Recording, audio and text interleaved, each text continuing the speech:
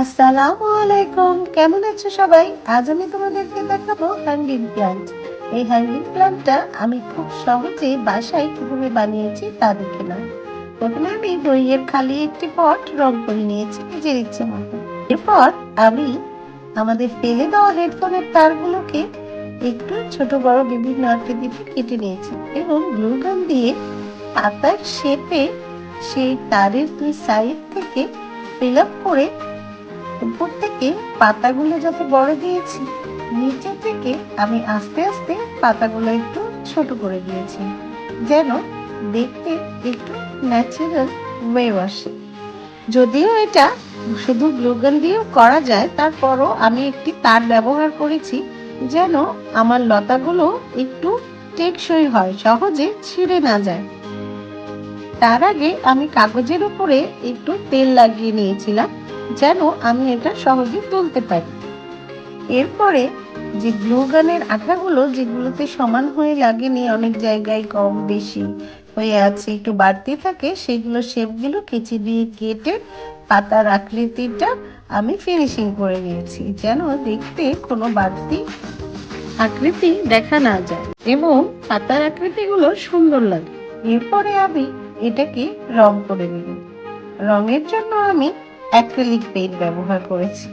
Acrylic paint সাদাটা দিয়ে আমি প্রথমে সবগুলোকে সুন্দর করে সাদা কালার করে নিয়েছি। লতাগুলোকে সাদা কালার করা যখন হয়ে গেছে আমি একটু শুকিয়ে নিয়েছি। এরপরে আমি এর উপরে গ্রিন কালার করেছি। এটাও আমি অ্যাক্রিলিক দিয়ে করেছি। সবুজ রং, হালকা সবুজ, গাঢ় সবুজ, আমি দুই রকমের রং করে নিয়েছি পাতাগুলোতে। কতগুলো করেছি আমি হালকা একটু লাইট কালারের গ্রিন, আর কতগুলো করেছি ডার্ক কালার গ্রিন।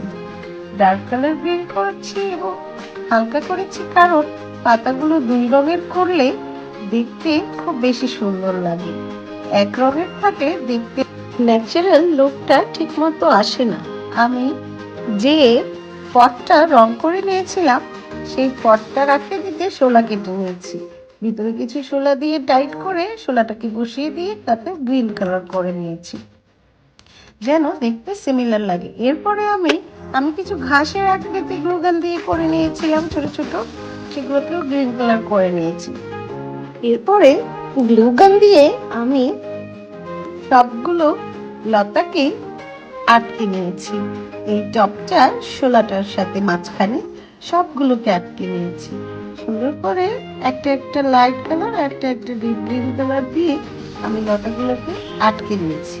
লতাগুলো যখন আটকানো হয়ে গেছে তার সাথে আমি একটু একটু ঘাসও আটকে দিয়েছি যেন দেখতে একটু রিয়েলিস্টিক লাগে, ন্যাচারাল লাগে। তবে আমাদেরকে মনে রাখতে হবে যতক্ষণ না এটা সেট হয়ে যায় আমাদেরকে গ্লু গানের আঠার সাথে হাত দিয়ে ধরে রাখতে হবে, না হলে এটা খুলে আসবে। এরপরে আমি ঘাসগুলোকে, ছোট ছোট ঘাসগুলো যেগুলো বানিয়ে নিয়েছিলাম সেগুলোকেও মাঝখানে মাঝখানে করে আটকে দিয়েছি। লতাগুলো সেট করা কমপ্লিট হয়ে গেলে আমি এটাকে একটি হ্যাঙ্গার অথবা শিকাতে করে ঝুলিয়ে রাখবো।